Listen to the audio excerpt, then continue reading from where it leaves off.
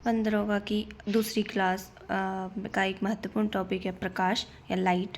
प्रकाश एक एनर्जी का ही एक फॉर्म होता है जो खुद तो दिखता नहीं है, हमें अदृश्य होता है, पर उसकी उसकी प्रेजेंस में हम क्या करते हैं, वस्तुएं दिखाई देती है, उसकी प्रेजेंस में वस्तुएं दृश्यमान हो जाती हैं।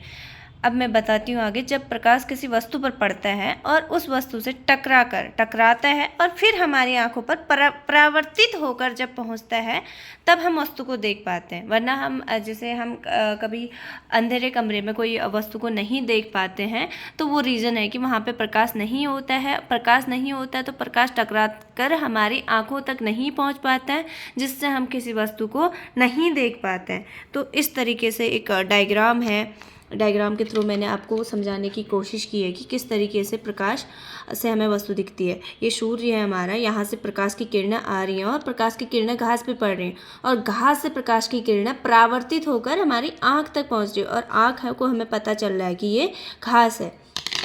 तो प्रकाश के गुण की बात करते हैं, इसी को आगे बढ़ाते हैं। प्रकाश विकिरणों की प्रकृति का होता है, मतलब दो ड्यूअल नेचर का होता है। प्रकाश ड्यूअल नेचर सिद्धांत भी दे रखा है हाइगेंस ने। तो इसमें एक तो तरंग फॉर्म बता रखी है, एक कण के माध्यम, दोनों नेचर इसी के हैं प्रकाश के गुणों में। तो न्यूटन ने हमें कण बताए, कण के उससे चलता है, तो इस तरीके से बताया हमें न्यूटन ने।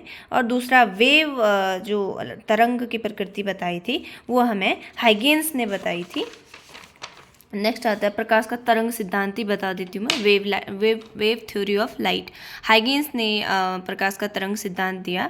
प्रकाश एक तरंग के रूप में चलता है, ये तो हमें पता है कि तभी तरंग सिद्धांत, प्रकाश तरंग के रूप में चलता है। लेकिन तरंगें भी कौन सी होती हैं? एक दो तरंगें होती है, ट्रांसवर्ज और लॉन्गिट्यूडनल। तो ट्रांसवर्ज मतलब प्रकाश तरंग अनुप्रस्थ होती, मतलब प्रकाश की तरंगें जो होती है अनुप्रस्थ तरंगें होती है। अब हमें पहले ये जानना जरूरी होगा कि ट्रांसवर्ज और लॉन्गिट्यूडनल में डिफरेंस क्या होता है।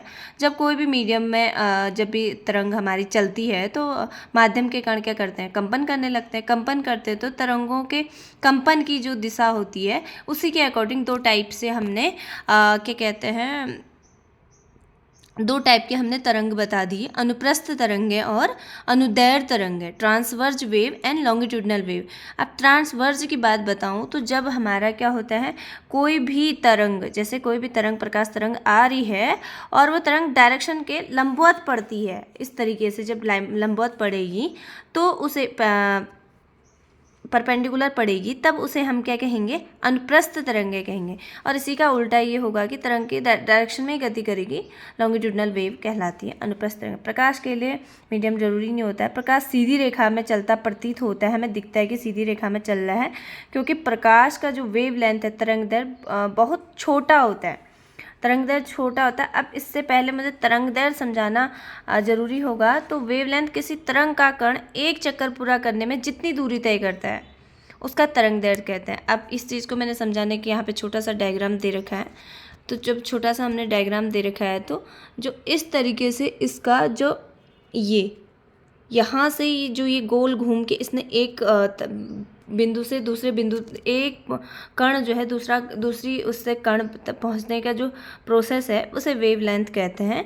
एक चक्कर पूरा, किसी तरंग का कण एक चक्कर को पूरा करने में जितनी दूरी तय करता है उसे उसका तरंग दैर्ध्य कहते हैं।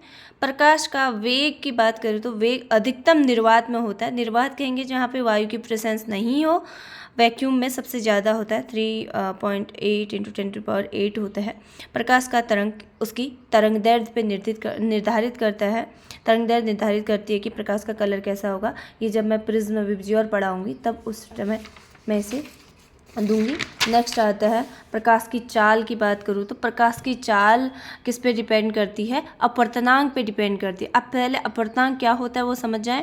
तो अपवर्तनांक किसी भी माध्यम का वह गुण है जिससे हमें पता चलता है कि उस माध्यम में प्रकाश किस वेग से गति करता है। तो अलग अलग माध्यम में प्रकाश की चाल क्या होगी, अलग अलग होगी। वायु और निर्वात में प्रकाश की चाल सबसे ज़्यादा होती है।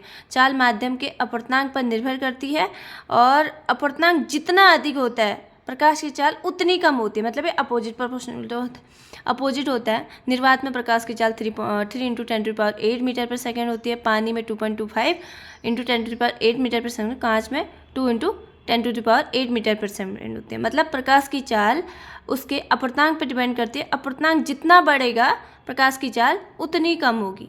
Thank you. और इसका जो दूसरा पार्ट है अपवर्तन के सिद्धांत आएंगे, परावर्तन के सिद्धांत आएंगे, तो ये मैं तुम्हारे नेक्स्ट पार्ट में इसको बनाती हूँ। Thank you.